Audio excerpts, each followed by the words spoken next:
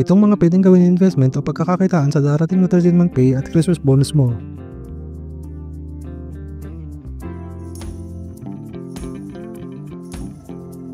Number 1, mag-ipon muna ng emergency fund.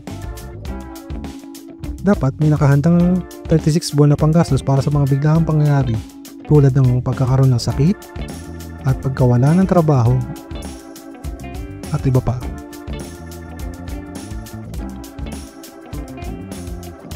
Saan dapat ilagay ang mga inipon? Ilagay ito sa high interest savings account o digital bank tulad ng GCash, Paymaya, Cbank, Tonic at iba pa.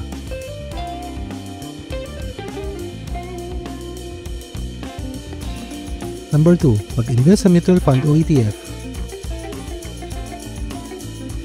Halimbawa, Sun Life Prosperity Fund, COL Financial Mutual Funds,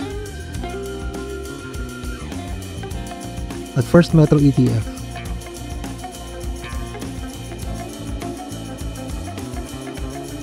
Number 3, small business o side hustle. Halimbawa, online selling sa pamamagitan ng Shopee at TikTok Shop.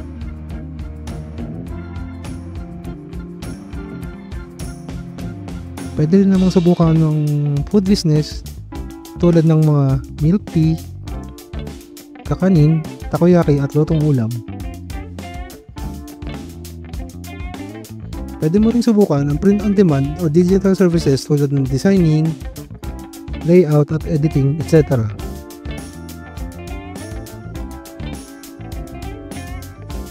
Number 4, skill investment at online courses. Ang pinakamahalagang investment ay sa sarili. Halimbawa, tulad ng freelancing, pwede kang gumamit ng Canva design, video editing at copywriting. Pwede rin namang digital marketing o coding or data analysis.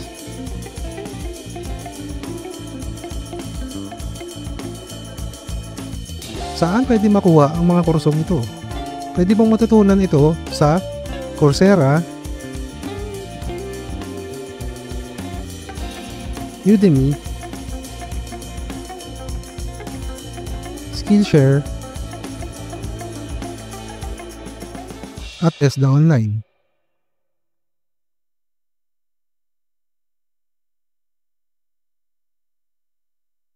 Number 5, pag-invest sa MP2 Pag-ibig.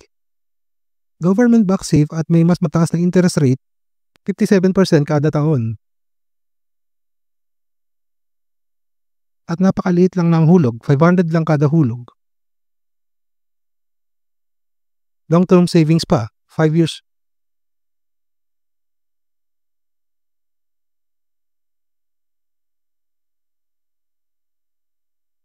Number 6, small real estate o property down payment. Pwede mong gamitin ang mga bonus bilang panimula sa down payment ng bahay, condo, o ang mga lupain.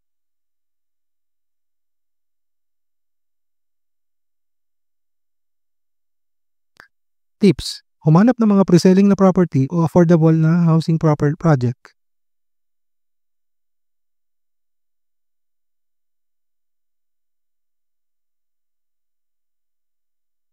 Number 7, magbenta ng mga seasonal items o services ngayong Pasko. Ang mga halimbawa, gift basket, handa packages, at saka personalized gifts.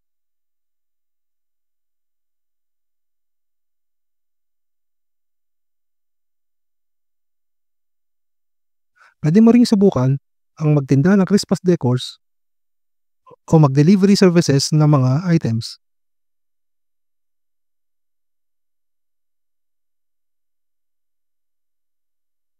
Pwede mo ring subukan ang online baking at pwede ka rin kumuha ng mga catering orders.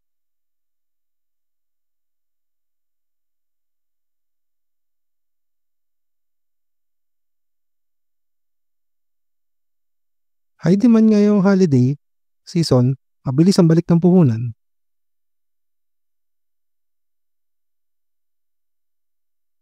Bonus tips paano hatiin ang 13-month pay mo. 40% sa investment, 30% naman para sa regalo at pamasko. 20% para sa personal treat at 10% para sa donasyon at tulong sa ibang tao. Yun lamang po, maraming salamat. Merry Christmas!